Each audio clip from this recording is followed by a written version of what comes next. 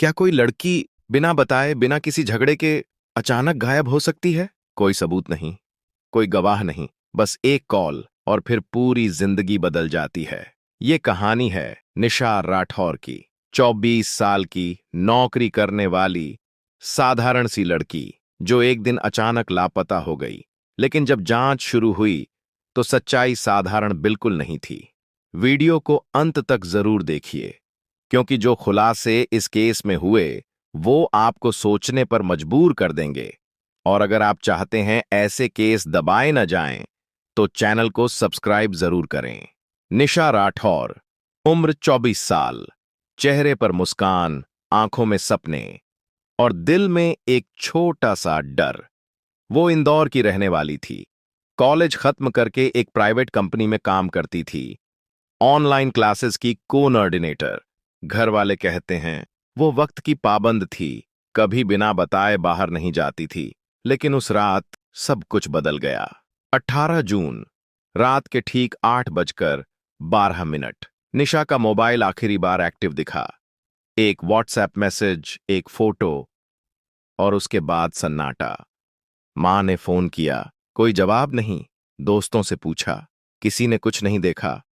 Office call किया, जवाब मिला, वो तो आज छुट्टी पर थी। अगली सुबह 9 बजे तक जब तक निशा का कोई अता पता नहीं मिला, तो मां ने वो किया जो किसी भी मां को जिंदगी में कभी न करना पड़े। उन्होंने रिपोर्ट लिखवाई, मेरी बेटी गायब है। पुलिस आई, पूछताछ हुई। निशा का कमरा खोला गया। डायरी, मोबाइल चार्जर, कपड़े, सब वैसा ही था। बस एक चीज नहीं थी, निशा। न दरवाजा टूटा था, न कमरे में कोई झगड़े के निशान थे। तो सवाल ये था, वो गई कहां और किसके साथ? जांच शुरू हुई। सबसे पहला शक, उसका मोबाइल नंबर। कॉल रिकॉर्ड्स खंगाले गए। आखिरी कॉल किसी राहुल जेठवानी के नाम से था। Call duration 2 minute 38 second. और फिर मोबाइल स्विच ऑफ।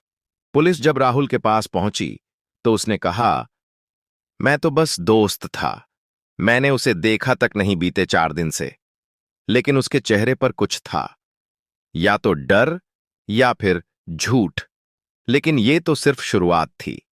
निशा के केस ने आने वाले दिनों में वो सच दिखाया जो सिर्फ फाइलों में नहीं, किसी की नीयत में छुपा था। राहुल जेठवानी नाम तो दोस्त का था, लेकिन पुलिस की नजरों में अब वो सिर्फ एक शक था। जब कॉल डिटेल्स निकाली गईं, तो साफ दिखा कि राहुल और निशा की बातचीत पिछले 15 दिनों में बढ़ी थी। दिन में 5-6 कॉल, रात के वक्त करीब 10 बजे के बाद लंबी बातचीत।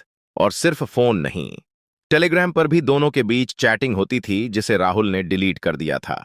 पुलिस ने जब फोन रिकवर किया तो एक चैट लाइन दोबारा दिखी, कभी कभी लगता है सब छोड़ दूं, बस दूर निकल जाऊं। और राहुल का जवाब, अगर तुम मुझ पर भरोसा करो तो मैं तुम्हें सब कुछ भुला सकता हूं। ये लाइनें पढ़ते ही मामला अब गुमशुदगी से बढ़कर मैनिपुलेशन में बदल चुका था। राहुल ने कहा वो डिप्रेशन में थी, लेकिन मां ने साफ कहा, मेरी बेटी डरी हुई थी लेकिन कमजोर नहीं थी। अब पुलिस को शक गहरा होने लगा। सीसीटीवी तलाशा गया, लेकिन निशा की बिल्डिंग के बाहर कोई कैमरा नहीं था। पास की मेडिकल शॉप के कैमरे में 8:19 PM पर एक बाइक दिखती है, जिस पर बैठा व्यक्ति हेलमेट में है और पीछे कोई नहीं। लेकिन उस बाइक का नंबर साफ नहीं था। डिजिटल टीम ने कैमरे की फ्रेम को झूम किया। एक धुंधली सी प्लेट, MP09ZX34, अंतिम नंबर पढ़ा नहीं गया, लेकिन अंदाजा लग गया। पुलिस ने ट्रैफिक डिपार्टमेंट से डाटा मंगवाया। वो बाइक राहुल के भाई के नाम थी। राहुल ने कहा, वो बाइक उस दिन मेरे पास नहीं थी, मेरे दोस्त अमित के पास थी। अब कहानी में एक और किरदार जुड़ गया, अमित देशमुख। अमित से पूछताछ हुई। पहले तो कहा, पता नहीं, राहुल ने सिर्फ बाइक मांगी थी। लेकिन जब सख्ती बढ़ी, उसने एक चौंकाने वाली बात बताई। उस दिन रात को राहुल के साथ एक लड़की थी, लेकिन उसने कहा था कि वो उसकी मंगेतर है और बहुत परेशान है, उसे कहीं शांति चाहिए। अब सवाल था, क्या निशा अपनी मर्जी से गई थी या उसे किसी झूठ के जाल में फंसाया गया? निशा की मां अब और बुरी हालत में थी। उसने एसपी ऑफिस के बाहर रोते हुए कहा, बुकी साहब यही थे। अगर मेरी बेटी जिंदा है बा तो उसे ढूंढ लाओ, और अगर नहीं है तो उसके कातिल को मत छोड़ना। अब केस इंदौर क्राइम ब्रांच को सौंपा गया और यहीं से शुरू हुई असली तहकीकात। पुलिस ने राहुल का फोन दोबारा टटोला। इस बार एक एन्क्रिप्टेड फोल्डर मिला जिसमें एक नकली इंस्टाग्राम आईडी की डिटेल थी, ट्रूथ गर्ल 11। इस आईडी से लगातार निशा को मैसेज किए जा रहे थे। उसका कंटेंट कुछ ऐसा था, क्या तुम जानती हो कि तुम्हारे ऑफिस का मालिक तस्करी में लिप्त है? अगर तुम चाहो तो मैं तुम्हें सबूत दे सकता हूं, लेकिन तुम्हें मेरी बात माननी होगी। पुलिस को यह सबूत बेहद संदिग्ध लगे। क्या यह एक लड़की को डराने की साजिश थी या उसे कहीं फंसाकर पूरी तरह तोड़ने का प्लान? लेकिन अभी असली झटका आना बाकी था। जब इंस्टाग्राम आईडी के पीछे का आईपी एड्रेस ट्रेस किया गया तो लोकेशन थी राहुल जेठवानी का घर। अब मामला सीधा हो गया था। न सिर्फ निशा से झूठ बोला गया, बल्कि उसे मेंटली ब्रेक किया गया। पर सवाल यह था, क्या राहुल ही आखिरी इंसान था जिसने निशा को देखा, या फिर इस कहानी में कोई और भी शामिल था? जांच अब उस मोड़ पर थी जहां हर छोटी चीज में बड़ा सच छुपा हो सकता था। इंस्टाग्राम आईडी का आईपी राहुल के घर से जुड़ा था और अब पुलिस के पास बहस की कोई गुंजाइश नहीं थी। राहुल ने डर के मारे चुप्पी साध ली थी, लेकिन पुलिस जानती थी जो चुप हो जाए वही सबसे ज्यादा बोलता है। उस रात का एक और रहस्य सामने आया। निशा का मोबाइल, जो 18 जून की रात 8:12 पर बंद हुआ था, वो 20 जून की सुबह अचानक 5:03 पर 17 मिनट के लिए ऑन हुआ। बस 17 मिनट। उस दरमियान कोई कॉल नहीं, कोई मैसेज नहीं, लेकिन लोकेशन रिकॉर्ड हुई एक सुनसान जगह पर, शहर के बाहरी इलाके में, एक पुराना फार्म हाउस। सीबीआई जैसी सटीकता से क्राइम ब्रांच ने उस लोकेशन पर टीम भेजी। जगह पर पहुंचे तो बाहर से सब वीरान, लेकिन अंदर दीवार पर कुछ लिखा था, बहुत हल्का, लेकिन अब भी दिख रहा था। एन, सिर्फ एन। जैसे कोई बिना वक्त बर्बाद किए बस एक निशान छोड़ देना चाहता हो। फार्म हाउस के पीछे झाड़ियों में एक बर्नर, कुछ जले हुए कपड़े और एक टॉयलेटरी बैग मिला। अंदर से टूथब्रश, हेयर ब्रश और एक छोटी सी डायरियों का टुकड़ा, जिस पर एक नाम लिखा था, मायरा। मायरा कौन? निशा की जिंदगी में ऐसा कोई नाम नहीं था। अब सवाल बढ़ रहा था, कोई तीसरा चेहरा है? अगले दिन पुलिस ने सोशल मीडिया और बैंक स्टेटमेंट्स चेक किए। एक होटल का बिल दिखा। 17 जून को 2 लोगों के नाम से एक कमरा बुक था, राहुल और मायरा के नाम से। पुलिस होटल पहुंची। सीसीटीवी में साफ दिख रहा था राहुल और साथ में एक लड़की जिसका चेहरा मास्क से ढका था, पर चाल ढाल और कद काठी एकदम निशा से मिलती जुलती। मैनेजर से पूछने पर जवाब मिला, उन्होंने बताया था कि वो शादीशुदा हैं, बस एक रात के लिए ठहरना था। अब कहानी साफ हो रही थी। राहुल ने निशा को धोखा नहीं दिया, बल्कि उसे पूरी तरह से किसी और पहचान में ढालने की कोशिश की। उसे निशा से मायरा बना दिया गया था। पुलिस को शक हुआ, कहीं यह पूरा मामला ह्यूमन ट्रैफिकिंग से जुड़ा तो नहीं, या फिर कोई मानसिक कंट्रोलिंग एक्सपेरिमेंट। 20 जून को राहुल की गाड़ी ट्रैक की गई। जीपीएस डिवाइस से उसकी रूट हिस्ट्री निकली गई और उसमें एक चौंकाने वाली लोकेशन थी, जबलपुर का एक पुराना आश्रम, जहां पहले भी 2 केस फर्जी पहचान और महिलाओं के गायब होने से जुड़े मिले थे। अब निशा की कहानी एक सामान्य लव मैटर से निकलकर एक राष्ट्रीय स्तर के मानव तस्करी रैकेट की तरफ इशारा कर रही थी। लेकिन एक चीज अब भी नहीं मिली थी, निशा खुद। वो जिंदा है या नहीं, इसका कोई पुख्ता सबूत नहीं था।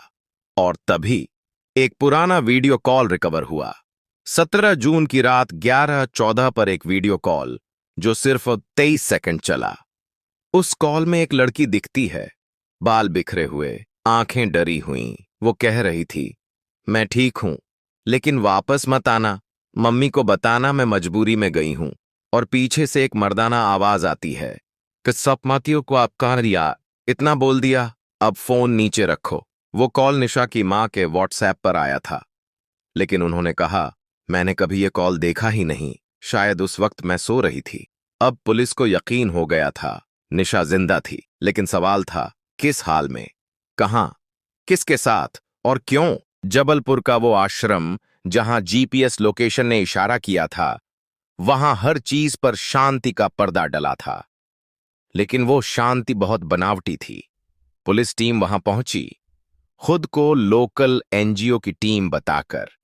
अंदर एक लंबा चौड़ा प्रांगण, महिलाएं पीले कपड़ों में, कुछ शांत कुछ डरी हुईं, और एक आदमी, सिर पर केसरिया साफा, लंबा कुर्ता, हाथ में रुद्राक्ष की माला, जिसने अपना नाम बताया, आचार्य देवेश। यहां सिर्फ ध्यान होता है, ट्रबल्ड विमेन को मानसिक शांति दी जाती है, उसने मुस्कुराते हुए कहा। लेकिन पुलिस को शक था, और वो शक जल्द ही सच में बदल गया।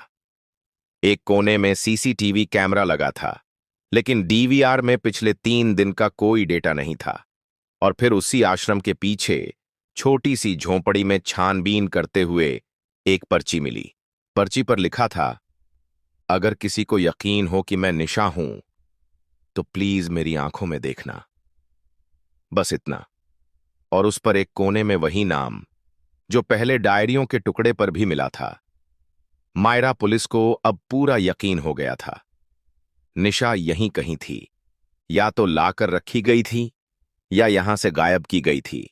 अब एफआईआर को अपग्रेड किया गया, गुमशुदगी से किडनैपिंग तक। और तभी एक फोन आया, जेल में बंद एक महिला कैदी से, जो पहले आचार्य देवेश के इसी आश्रम में रह चुकी थी। उसका बयान था, आश्रम एक मुखौटा है, यहां कुछ लड़कियों को चुपचाप लाया जाता है, नाम बदलकर उन्हें नई पहचान दी जाती है, फिर उनके वीडियो बनाए जाते हैं और कुछ अमीर लोगों को भेजे जाते हैं। पुलिस ने जब उसे और गहराई से पूछताछ में लिया, तो उसने एक नाम बताया, निशा राठौर। वो लड़की ज्यादा सवाल करती थी, भागने की कोशिश भी की थी। मैंने उसे झाड़ू देते देखा था, लेकिन एक दिन अचानक गायब हो गई। अब क्राइम ब्रांच ने सीधे तौर पर trafficking, IT act, section 364 A, abduction for ransom और सेक्शन 370 में केस दर्ज किया, लेकिन सबूत अब भी कम थे। और तभी एक टेक्निकल लीड ने केस की दिशा पलट दी। निशा का जीमेल अकाउंट एक अनजान आईपी से लॉगिन हुआ था, 21 जून को सुबह 10:32 पर। आईपी एड्रेस आचार्य देवेश के आश्रम के कंप्यूटर रूम का, और उसी अकाउंट से एक गूगल ड्राइव फोल्डर खुला, जिसका नाम था, बममातास आतताम को मुझे अगर कुछ हो जाए। पुलिस ने तुरंत उस फोल्डर को क्लोन किया। उसमें कुल 6 ऑडियो फाइल्स थीं। हर फाइल में निशा की आवाज थी, डरी हुई लेकिन साफ। एक फाइल में उसने कहा, अगर ये मेरी आखिरी रिकॉर्डिंग है तो जान लो, राहुल झूठ बोल रहा है।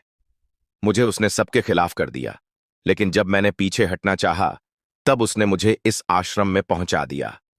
यहां कोई साधु नहीं है, ये लोग शिकार करते हैं, मासूम लड़कियों का। ये ऑडियो सुनते ही पुलिस ने तुरंत सीबीआई को सूचित किया, और उसी रात आश्रम पर रेड हुई। 19 लड़कियां बरामद हुईं। उनमें से 3 की पहचान पहले से लापता मामलों से की गई, लेकिन निशा वहां नहीं थी। वो 3 दिन पहले किसी कार में ले जाई गई, एक लड़की ने रोते हुए बताया। अब सवाल था, निशा जिंदा है या नहीं? अगर जिंदा है तो कहां? और अगर नहीं है, तो क्या यह सब कुछ एक मौत को छुपाने के लिए बुना गया जाल था? पुलिस के हाथ अब सबूत थे, गवाह थे, और सबसे अहम, एक ऑडियो, जो केस का रुख बदल चुका था। लेकिन जिस बात ने सबको डरा दिया था, वो थी निशा का अभी तक ना मिलना। सीबीआई ने आचार्य देवेश को कस्टडी में लेकर पूछताछ शुरू की। पहले तो वो ध्यान, साधना और पुनर्वास की कहानियां सुनाता रहा, लेकिन जब उसके सामने ऑडियो चलाया गया, तो उसके चेहरे से रंग उड़ गया।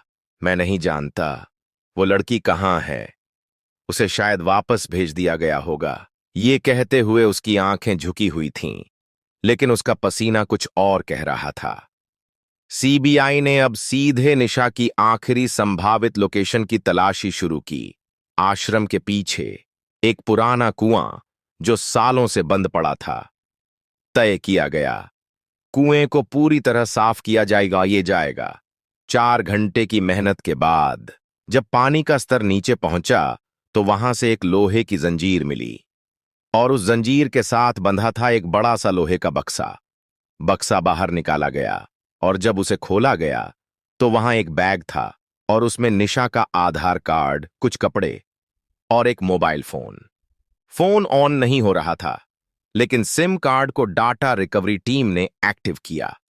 उस सिम से 21 जून को 2 AM पर एक कॉल की गई थी, जिसका लोकेशन आश्रम के 12 किलोमीटर बाहर एक पुराने फार्म हाउस की तरफ इशारा करता था। सीबीआई तुरंत उस फार्म हाउस पहुंची। दरवाजा टूटा पड़ा था। अंदर चारपाई, शराब की बोतलें और दीवार पर एक लड़की की दबी हुई चीख की छापें। एक कोने में जमीन से गड्ढा खुदा हुआ था, ऊपर से थोड़ा ढका हुआ, और फिर उसी जगह से पुलिस को एक मानव शरीर के अवशेष मिले। हड्डियां, बाल और एक पायल जिसमें N लिखा हुआ था।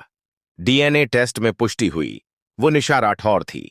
24 साल की वो लड़की जो सिर्फ ऑफिस जाती थी, मां से बातें करती थी और अपनी छोटी सी दुनिया में जीती थी। उसे इतनी बेरहमी से खत्म कर दिया गया। राहुल जेठवानी गिरफ्तार हुआ। पूछताछ में उसने कबूल किया, मैं नहीं चाहता था कि वो किसी और की हो। वो मेरी नहीं बनी, तो मैंने तय किया उसे हमेशा के लिए खत्म कर दूं। उसने पहले उसे इमोशनली ब्लैकमेल किया, फिर @truthgirl11 नाम की फेक आईडी से डराया, और जब वो टूटने लगी तो उसे आचार्य देवेश के नेटवर्क में भेज दिया, जहां उसे 1 हफ्ते तक मानसिक रूप से तोड़ा गया। और फिर जब उसने भागने की कोशिश की, उसे फार्म हाउस में ले जाकर मार डाला। सीबीआई ने कोर्ट में सारे सबूत पेश किए, DNA, chat records, audio file, location data, और फिर 3 महीने की सुनवाई के बाद कोर्ट ने राहुल जेठवानी और आचार्य देवेश दोनों को IPC 302, 364A और 377 के तहत उम्र कैद की सजा सुनाई। जज ने कहा, यह केस बताता है कि कुछ हत्याएं सिर्फ शरीर को नहीं, आत्मा को मारती हैं, और यह भी कि सच्चाई चाहे जितनी देर से आए, लेकिन जब आती है तो हर झूठ चुप हो जाता है। निशा की मां ने कोर्ट के बाहर सिर्फ एक बात कही, अब मेरी बच्ची कभी नहीं लौटेगी, लेकिन शायद अब कोई और लड़की निशा न बने। कुछ कहानियां दिल से निकलकर समाज को झकझोर देती हैं, और निशा राठौर गुमशुदगी केस एक ऐसी ही कहानी है। एक सच्चाई जो आंखों में चुभती है, लेकिन बंद नहीं की जा सकती। कुछ हत्याएं सिर्फ अखबार की हेडलाइन नहीं होती, वो मां के मन में गूंजता एक सवाल छोड़ जाती हैं, क्या मेरी बेटी ने आखिरी बार किसी से मदद मांगी थी? निशा अब नहीं रही, लेकिन जो जख्म उसने छोड़े हैं वो एक सिस्टम को, एक समाज को और हम सबको आईना दिखाते हैं। 24 साल की एक लड़की जिसने कभी पुलिस स्टेशन का रास्ता नहीं देखा था, आज उसी के नाम से एक चार्जशीट बन चुकी है। क्या ये हम सबकी हार नहीं है? क्या सोशल मीडिया पे फॉलोअर गिनते गिनते हमने इंसानों की आंखों से दर्द पड़ना ही छोड़ दिया है? राहुल और देवेश जेल में हैं, पर क्या सिर्फ इतना काफी है? वो सारे लोग जो सब जानते थे पर चुप रहे, वो भी कहीं ना कहीं गुनहगार है। और यही चुप्पी अगली निशा को जन्म देती है, क्योंकि जब हम बोलते नहीं तो अन्याय बोलता है। अगर आपने इस कहानी को दिल से महसूस किया है तो सिर्फ वीडियो देखने तक सीमित मत रहिए, इसे ज्यादा से ज्यादा लोगों तक पहुंचाइए, ताकि अगली बार कोई लड़की अगर कहे मुझे डर लगता है, तो दुनिया कहे हम तुम्हारे साथ हैं। वीडियो को लाइक कीजिए, अपनी राय कमेंट में जरूर लिखिए, और अगर आप चाहते हैं कि ऐसे केस कभी दब न जाएं, तो चैनल को अभी सब्सक्राइब कीजिए, क्योंकि हर बार सवाल एक जैसा होता है, क्या कोई लड़की बिना कुछ कहे अचानक गायब हो सकती है? लेकिन जवाब हमेशा एक जैसा नहीं होना चाहिए। मिलते हैं अगली सच्चाई के साथ। तब तक सतर्क रहिए, सुरक्षित रहिए।